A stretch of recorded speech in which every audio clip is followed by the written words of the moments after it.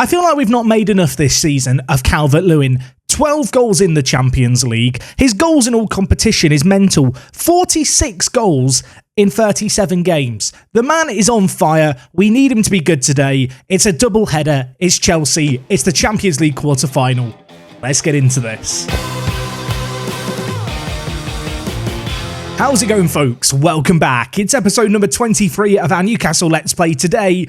We're in the Champions League and we're in the latter stages. I can almost taste the trophy. Not really. It wouldn't taste very nice, would it? But no, we are close to achieving greatness, and I'm hoping that we're going to get one step closer today. Whilst I don't think we have a realistic shot of winning the Champions League this year, we've got to be in it to win it. We're, 5 games away from being able to pull it off? We've got to give it a shot.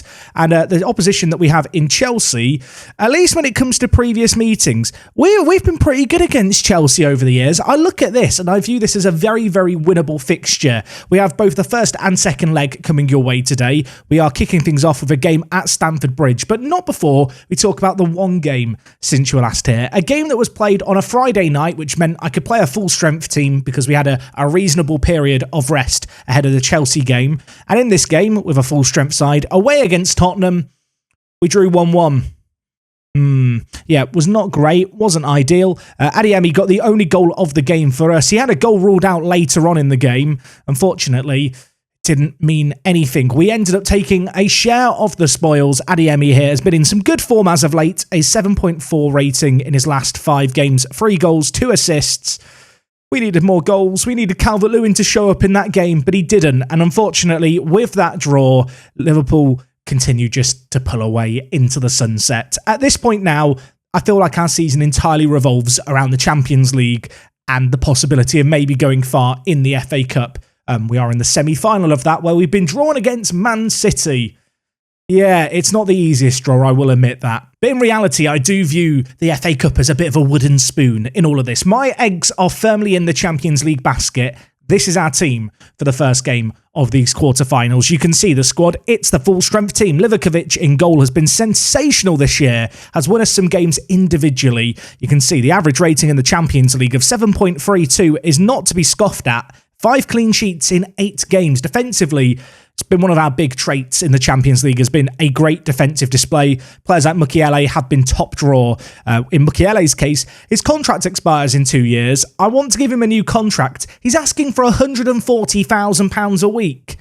That isn't happening. Elsewhere, Tomori asked for a new contract, but I managed to talk him down from expecting it. Of course, the 26-year-old has been an ever-present part of the team this year. Across the board, when it comes to the Champions League, our back three has been sensational. Of course, Gvardiol signed for £84 million this year, a big addition, an expensive addition. I feel like he's been worth every single penny, and 7.22 rating in the league, 7.28 in all competitions. I feel like we've not bigged him up or talked about him much, but he's just in the squad doing consistent things.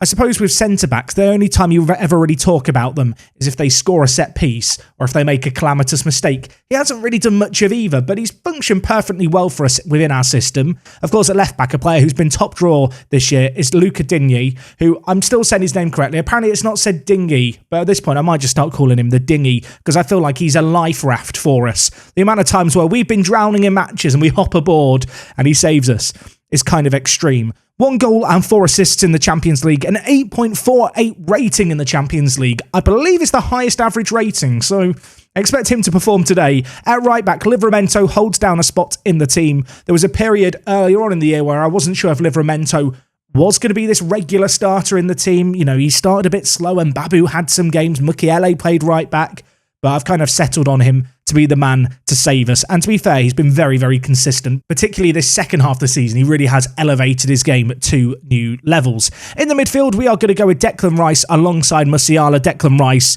has been consistent, if not flashy, this year. He's been consistently meh. I don't know. I feel like ball-winning midfielders on support just don't do very well. By comparison, Musiala alongside him, ignore these red arrows in training. He's beautiful on the pitch. He's doing brilliantly. It's been sensational. 7.81 average rating in the Champions League. 6 assists, 2 goals. This man has really been at the forefront of everything we've done this year. And whilst it's easy to look at Calvert-Lewin and all his goals and go, he's good, A lot of those goals come courtesy of Musiala, who I do feel like is not really an unsung hero, but I probably should be singing more about him. Higher up the pitch, we've got Almada, who has just signed a new contract with the club. He's been very, very useful for us this year as this advanced playmaker. Probably one of the players in the first team that I would be willing to sell if an offer of a reasonable amount came in for him. I feel like he is coming quite close to his potential, but nevertheless, he's been very, very good for us. Great to see him back in the Argentine national team setup. He wasn't included for like a year with them, which was ridiculous, but he is back with them now. He's looked confident this year. And then up top, we've of course got Calvert-Lewin and Adeyemi, who we've bigged up. In terms of on the bench, Godfrey and Babu, Michaelenko, Zakaria, Willock, Barboza and Sesko, or Sheshko, as I believe it's meant to be said. I'm sorry, I've called him Sesko for the last 2 years of Football Manager.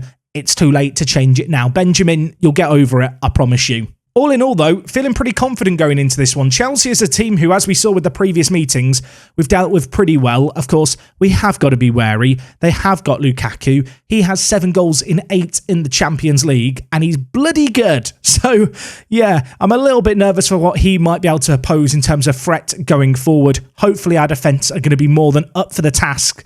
And well, hopefully, we can get a good first leg performance away from home in the trickier game that gives us something to defend, or at least something to chase within reason going into the game at St James's Park. Our team looks good. Our form's been pretty decent, albeit we did just draw against Tottenham. We're ready. We're refreshed. I'm excited. This is big. Oh, don't let me down, boys. So Chelsea are playing this 4-3-3 system, which is what I anticipated them to play. One of the reasons we've gone with the 5 at the back is because it's very good at containing teams like this and then catching them out on the break. So far in this game, half an hour played. We are having a lot of the ball. 59% of possession is really, really emphatic. Unfortunately, not a great deal happening with it right now. And there's already only 5 minutes left of the half. I don't know. I mean, no highlights. It's finished 0-0 at half-time. In a bizarre way, 0-0 wouldn't really be the worst first leg result, I feel like. Of course, just as a reminder, and I've said this a lot throughout this series, I'm aware of it. It's almost a meme at this point. There are no away goals. So, in previous Football Managers, I probably would be a bit more desperate to try and find a breakthrough in this game. This is the kind of game where, without away goals, 0-0 is kind of a good result as far as I'm concerned. It gives us the opportunity to play at home where we really do shine and hopefully come through the game. Anyway, a little bit of defending needed there. Gvardiol going back to his compatriot with the Croatian national team in Livakovic. Of course, those two players play alongside each other, so a bit of understanding there. I do wonder how much that helped Gvardiol settle into the team after he was such a late addition during pre-season this year. Anyway, we're looking to clear the ball out. We're trying to play it out from the back, but Chelsea are pressing high and forcing Livakovic to go long, and we're losing the ball doing that. And while the ball's whipped in back post, Pulisic hits the outside of the post. It's the best chance we've seen all game. Bit concerning it's come for them. Coming up to an hour gone here, feel like we need to make some subs. In terms of personnel, Almada's been a little bit quiet today, so I'm going to take him off, and then I'm going to bring in Joe Willock to play box-to-box midfielder with Musiala moving higher up the pitch. I'm also going to take off Adeyemi here. I'm going to bring in Sesko, just because Sesko's pretty good in the air. As we've seen in the few highlights we've seen, there are times where we're being forced to lump it long, and Sesko is a lot more capable of winning aerial duels against a pretty strong Chelsea defence. I think he could definitely prove a useful outball, and with him and Calvert-Lewin up front, we're really kind of doubling down on physicality. As I've already mentioned, 0-0 wouldn't be terrible, but I do feel like there's a goal in this game, and it could be here as Colwill heads just over the bar. Is it time to get shouty? I think it is. We've not actually had a highlight in this game, but we are edging out the XG. In the second half, Chelsea have had more of the ball than we did in the first, but in terms of across the entire game, we are in a better spot. There might be one last chance here. It's whipped in, and it's that man again, Calvert-Lewin, in the 92nd minute, with probably the last touch of the game, scores a header that I think... Well, I was going to say, I think, no, it is. They're not scoring here. It is going to give us the upper hand. It was whipped in, both Tomori and Calvert-Lewin underneath it. And while we've hopped in the life raft, we've been taken away to safety. That late goal could prove critical. And, we will absolutely take that. Livakovic got a 7.7 rating in the game. Did absolutely everything he needed to there. Really good win for us. Sets us up nicely going into the second leg against Chelsea in a week's time. In the other semi-final, I spotted it there. Manchester United have just beaten Arsenal in the first leg 3-1. Elsewhere, Real Madrid are beating Borussia Dortmund and Liverpool are beating Juventus. Worth noting, there are 5 English teams in the European Championships this year. That's because of the Europa League winner last year qualifying for the Champions League. There is a world in which it's going to be a very English-dominated competition. I mean, I say that. There's 5 teams left, 5 English teams out of the 8 teams left. I think they're already dominating, really. But anyway, we have got to go away. We have 6 days to recover. We've got Watford at the weekend. They're in 18th. We're going to rotate the team for that one. Shouldn't be a problematic result. Fingers crossed. And I will see you guys in just a moment for the second leg at St. James's Park. Still a lot of work left to be done, but we are in a very good position here. Okay, folks, we are back. Game number 2, and it's, of course, the second leg against Chelsea. We played Watford. We beat Watford. It wasn't as comfortable as this looks. You look at this and go, 6-2? That must have been easy. It was 2-2 after 65 minutes. I'm not going to show you all the goals. I need to show you the Livakovic mistakes because they were so bad in this game. So it was 1-0 at the break to us. They're going forward. One of the only attacks Watford had up until this point, and Livakovic does something in goal. That was maybe an error. The next one, this is an error. You can't look at this any other way. Vera hits it from range. Livakovic spills it. Juan Hee-chan is the fastest to react. That made it 2-2. The only saving grace in this game was Sesko's bloody good. 5 goals to his name, doing the Calvert-Lewin kind of job in the team as we fielded a rotated 11. Also, his acceleration's gone back up to 16. Before he tore his hamstring, his acceleration and pace went into the yellows. They both went to 16 and then he got injured and they dropped back down. So he's getting back to where he was.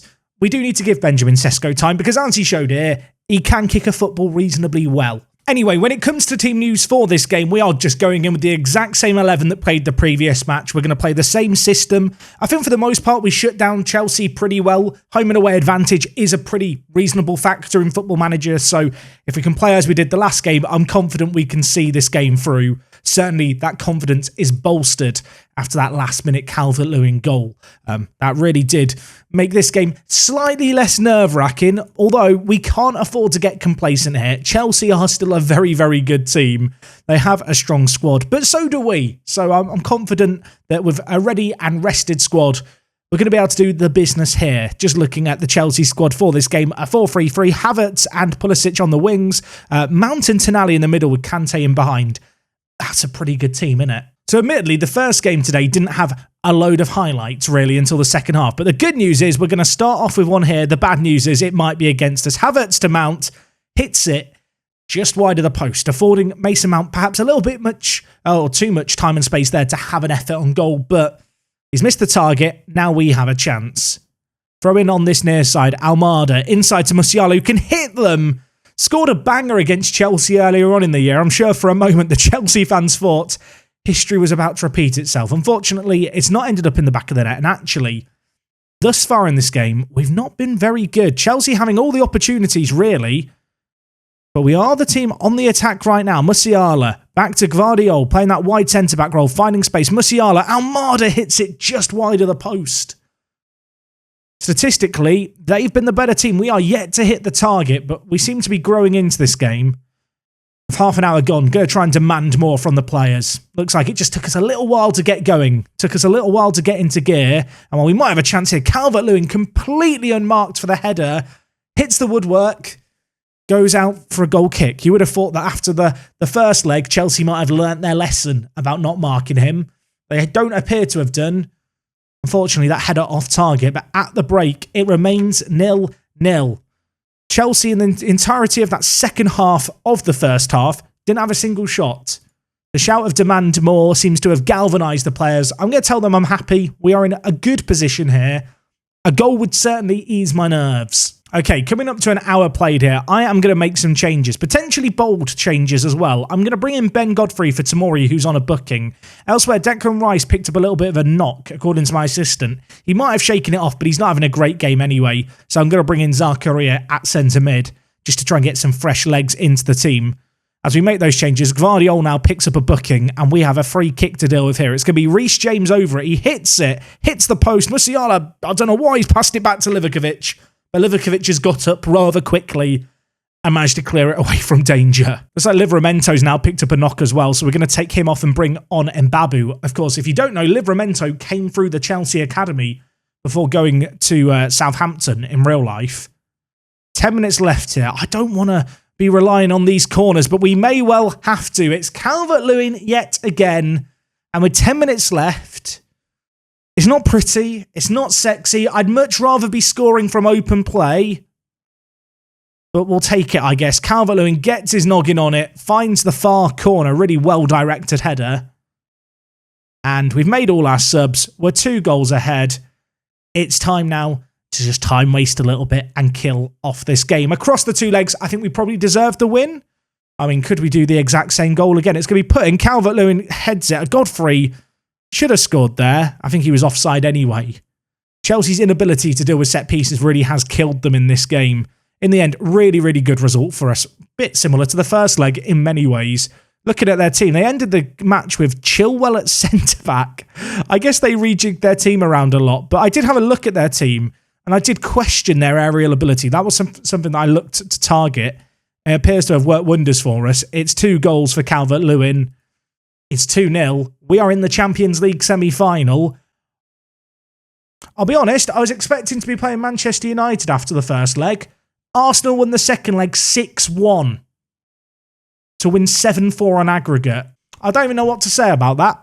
I was getting ready to say, oh, we get to play Manchester United again. Arsenal have had different ideas. Arsenal are going to be the team we take on. That semi-final is going to be coming your way next episode. It's on the 1st of May, so about half a month away. In terms of how the end of the season is looking, if we just have a look at things here, we do have the FA Cup semi-final coming up against Man City. I'm not going to cover that in an episode. If we beat Man City, great. If we don't, I'll be a little bit annoyed, but it won't be the end of the world. Ultimately now, I think for us, our focus has to be on the Champions League and also maybe the Premier League just a little bit, because we do have a game in hand on Liverpool. Liverpool recently just lost to Arsenal 3-1. When I saw that result kind of midweek as we beat Watford, I thought, that's a weird one. Having just seen Arsenal win 6-1 against Manchester United, maybe it wasn't a fluke. There is a chance we can close the gap on Liverpool. If we win our game in hand, we're 3 points behind them, but their goal difference is so far ahead of us. It's essentially a scenario where we need them to slip up multiple times between now and the end of the year. Maybe the sheer quantity of fixtures can catch up with Liverpool and they're going to struggle to end the year. They are still in the Champions League, so there's a potential for that to cause some issues for them. You can see they're a little bit depleted at the back. Maybe something that we can look to capitalise on. In terms of their remaining games, they're games that they really should be winning. As for ourselves and our remaining games, well, besides the Arsenal fixtures, I guess Man City in the penultimate game of the year is the one you'd look at and say, that's going to be hard. Elsewhere, Villa away from home might be tricky. We did beat them in the FA Cup, you might remember. Ultimately, the end of the season is hotting up, and there's a slim chance we could do something in the league, although it feels unlikely. But we are in the Champions League semi-final. It's against Arsenal, who are in 5th in the league. I think we have to look at that, even after their wins against Liverpool and Manchester United, as a reasonably winnable game. Okay, well, today was a weird set of games. It wasn't particularly convincing, but we made it through thanks to Calvert-Lewin and our corner routines and just our ability to win the ball in the air. Next time out, it's the semi-finals. We're taking on Arsenal. We are currently somewhat ahead of schedule, I feel like, for where I thought we would be. But now that we're in the semi-final, we really have to be looking at this as a possible opportunity to secure the Champions League. Whether or not we can do it or not, you will have to tune in next time to find out. Thank you for watching as always. Drop a like on the video if you've enjoyed. And until next time, it is me, Jack, and I will talk to you guys in a bit. I'm out.